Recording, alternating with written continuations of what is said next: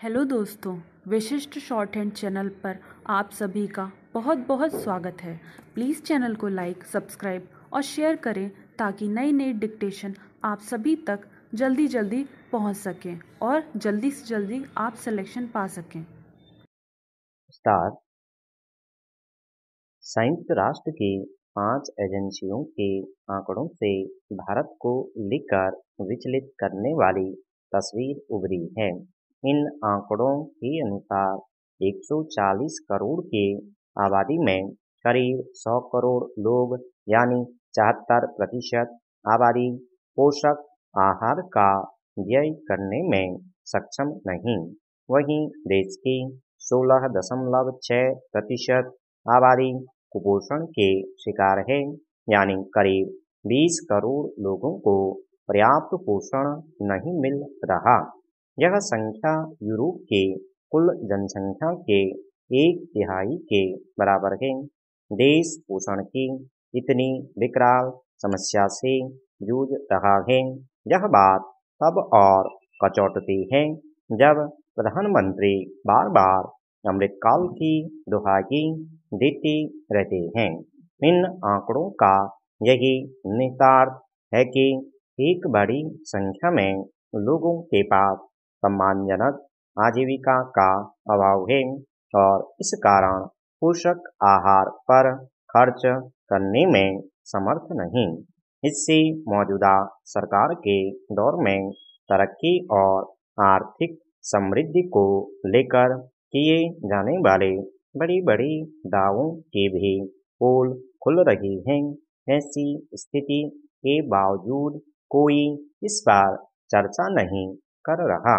हमारे प्रधानमंत्री और स्वास्थ्य मंत्री तो कतई नहीं। चिंता का एक और पहलू वे सरकारी नीतियां एवं सुधार भी हैं जिनसे अमीर और अमीर होते जा रहे हैं। आर्थिक विषमता की स्थिति ऐसी है कि 76% संपदा केवल 10% लोगों के पास है और सबसे गरीब 20% लोगों के हिस्से में मात्र 13% संपदा है। यह रुझान दर्शाता है कि प्रधानमंत्री बार बार जिस आर्थिक समृद्धि की बात करते हैं उसका सरोकार शायद शीर्ष 10% अमीरों से ही हो। इन 10% अमीरों में से भी शीर्ष 1% की झोली में राष्ट्रीय आय का 20% हिस्सा जाता है।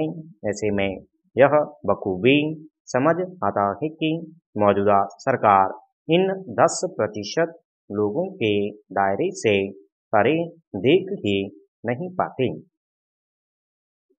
भारत में एक बालिग की प्रति व्यक्ति आय 2,04,200 सालाना है, जबकि आर्थिक तलहटी के 50% हिस्से में प्रति व्यक्ति 53,610 वार्षिक आते हैं, जबकि शीर्ष पर 10% के हिस्से में प्रति व्यक्ति 11,66,520 सालाना जो तलहटी वाले 50% से 20 गुना अधिक है। यह विषमता दर्शाती है कि सरकार जिन आर्थिक सुधारों का खूब ढिंढोरा पीटती है उनसे एक छोटे से वर्ग को भी लाभ पहुंच रहा है। इन नीतियों से केवल संपदा सृजक ही फायदे में हैं। जहां देश में अमीर और गरीब के बीच की खाई चौड़ी हो रही है, वहीं भुखमरी, बेरोजगारी, कुपोषण और लचर स्वास्थ्य ढांचे से जुड़ी चुनौतियां बढ़ रही हैं। जहां अरबपतियों के पास और समृद्ध होने के अवसर बढ़ रहे हैं, वहीं गरीब केवल अपना अस्तित्व बचाए रखने की उम्मीद से जूझ रहा है कि किसी प्रकार बुनियादी जरूरतों की पूर्ति होती रहे। वर्ष 2020 में भारत में अरबपतियों की संख्या 102 थी। यह आंकड़ा 2022 में बढ़कर 126 पर पहुंच गया। ऑक्सफोर्ड की रिपोर्ट के अनुसार इन अरबपतियों के पास 54.12 लाख करोड़ रुपये की संपत्ति है, जो केंद्र सरकार के 1.5 साल के बजट की पूर्ति करने में सक्षम है।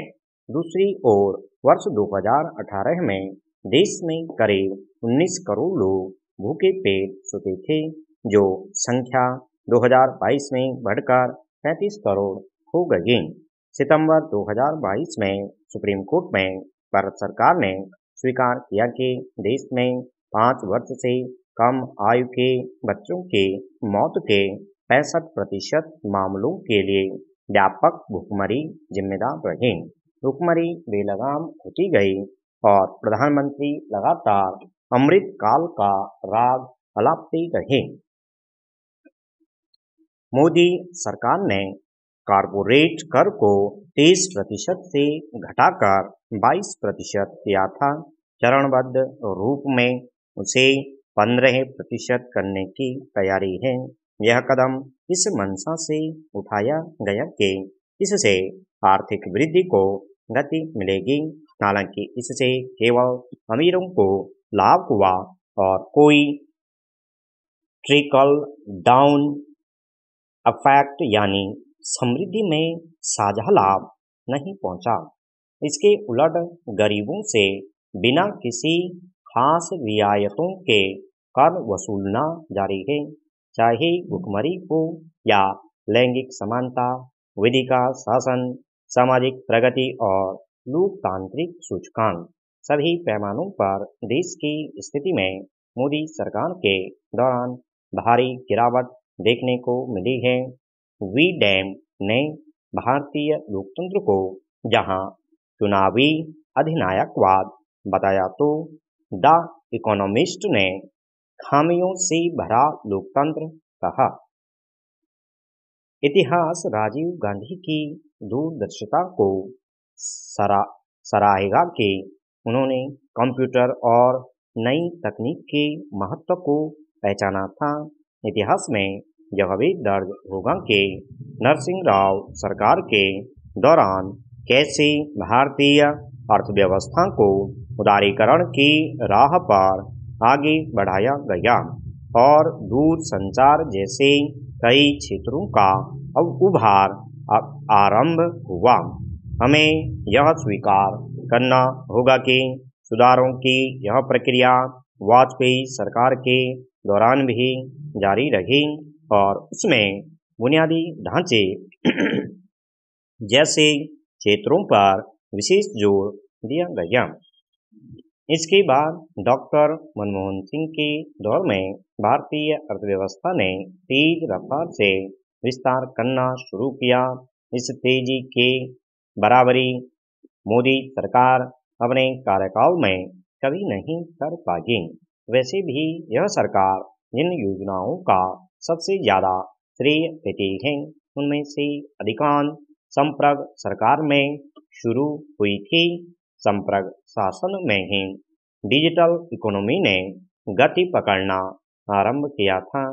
वहीं इस सरकार में केवल अर्थव्यवस्था के समृद्ध क्षेत्रों को ही लाभ पहुंचाने पर ध्यान केंद्रित किया गया। समानता लाने से जुड़े सामाजिक सुधारों की दिशा खराब है। यही कारण है कि हाशिए पर मौजूद समूहों, वंचित वर्गों और अल्पसंख्यकों की स्थिति दयनीय है और सरकारी दावों के उलट समृद्धि में उनकी कोई हिस्सेदारी नहीं। गरीब लोग जीवन के लिए अपने संघर्ष से जूझ रहे हैं। वहीं सरकार का पूरा जोर अपनी उपलब्धियों के बखान पर है। निस्संदेह एक छोटी सी वर्ग ने काफी कुछ हासिल किया है और भारत को इस पर गर्व भी करना चाहिए, मगर 140 करोड़ के देश में 100 करोड़ लोगों को असहाय नहीं देखा जा सकता। यह हमारे लिए जागने का समय है कि हम एक समतापूर्ण एवं प्रगतिशील भारत बनाने के राष्ट्र निर्माताओं के स्वप्न को साकार करने में जुटें। हम किसी जंगल में नहीं रह रहे, वहाँ केवल वही ताकतवर खुद को बचाए रख सकता है जो ऐसा करने में सक्षम हो। समता तो न्याय का आधार है और विषमता अन्याय का परिणाम। अभी हम ऐसे भारत में रह रहे हैं जहाँ अन्याय का बोलबाला है।